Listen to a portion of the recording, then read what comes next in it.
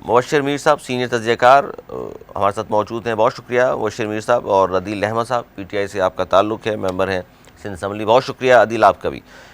کیا کہیں گے مبشر میر صاحب, آپ کس طرح دیکھ رہے ہیں کہ یہ پی ڈی ایم کی حکومت نے تو اس فیصلے کو مسترد کر دیا ہے, تو کیا آپ کو لگتا ہے اس فیصلے کو مسترد کرنے پر پی ڈی ایم کو خاص طور پر کیا فائدہ نظر آ رہا ہے ان کو اس کو مسترد کرنے سے ان کو؟ اور اگر کچھ وقت مل جاتا ہے, نئی الیکشن کراتے ہیں وہ 14 مئی کو بھی, اور اکتوبر تک بات چلی جاتی ہے, تو گورنمنٹ کیا اسے حاصل کر لے گی؟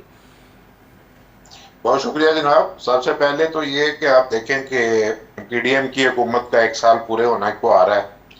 اب چند دنوں کے بعد وہ 1 سال پورا کر لیں گے, اور 1 سال کے اندر کی جو صورتحال پاکستان کی اکانومی کی ہے یقیناً ان کی فیور میں نہیں جاتی. سارا ملبہ ان کے اوپر آ رہا ہے. اب ہر حوالے سے آپ دیکھیں, خاص طور پر جو اکنامک صورتحال ہے وہ پاکستان کی, اور پاکستان میں مہنگائی اور آٹے کا بحران, اور یہ ایک لمبی فہرست ہو گئی ہے اب پاکستان کے کرائسس کی, جو سارا کا سارا جو ہے وہ ان کے فیصلوں کے حوالے سے آ رہا ہے کہ وہ اس چیز کو کنٹرول کرنے میں ناکام رہے ہیں. اور انہوں نے بہت زور لگا لیا 13 پارٹیوں نے, اور انہوں نے دوسرا اپنا وزیر خزانہ بھی لائے, جن کے بارے میں یہ تھا کہ وہ بہت بڑے جو ہیں وہ اس معاملے کے ماہر ہیں, کہ وہ بہت کم وقت میں پاکستان کو کرائسس سے نکال دیں گے.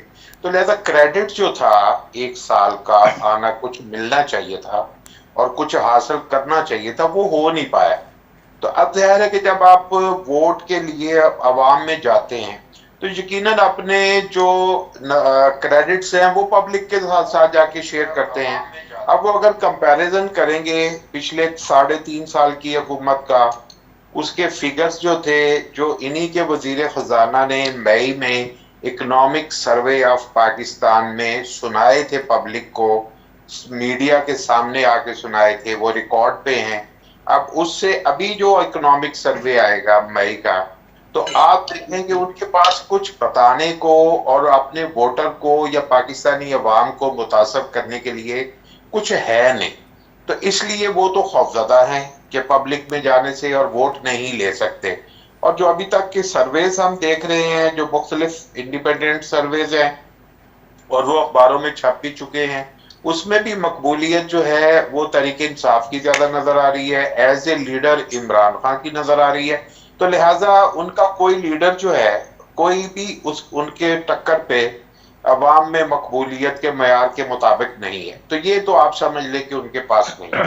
باقی جو دوسری بات ہے کہ جب ملک کا اعلیٰ ترین عدلیہ کا ادارہ یا انصاف کا ادارہ وہ پاکستان کی سپریم کورٹ ہے, اسی سپریم کورٹ نے عمران خان کو گھر بھیجا تھا, اور اسی سپریم کورٹ نے اب یہ الیکشن کا اعلان کیا ہے. تو لہذا میرا خیال ہے کہ وہ اس وقت تو اسی سپریم کورٹ اور اسی چیف جسٹس کے فیصلے پر اور اسی سو موٹو پر بہت خوشی تھی اس وقت کی اپوزیشن اور آج کی حکومت کو, اور آج ان کے سو موٹو پر بھی اعتراض ہے, ان کے فیصلے پر بھی اعتراض ہے. تو یہ ایک ڈبل سٹینڈرڈ ہے, یعنی کہ جو فیصلہ ہمارے حق میں آ جائے گا وہ تو اچھا, بہت شاندار ہے, یہ اور جو مبشر میر صاحب ٹھیک ہے, لیکن یہ جو اعتراض ہے ان کا کہ فل کورٹ بنانا چاہیے تھا, یہ کس حد تک ویلڈ ہے؟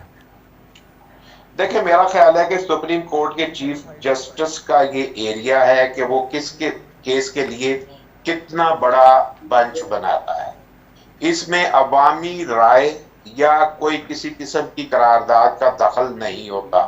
یہ چیف جسٹس آف پاکستان کا ایریا ہے کہ وہ کس کیس کو کس طرح جو ہے وہ لے کے چلتا ہے.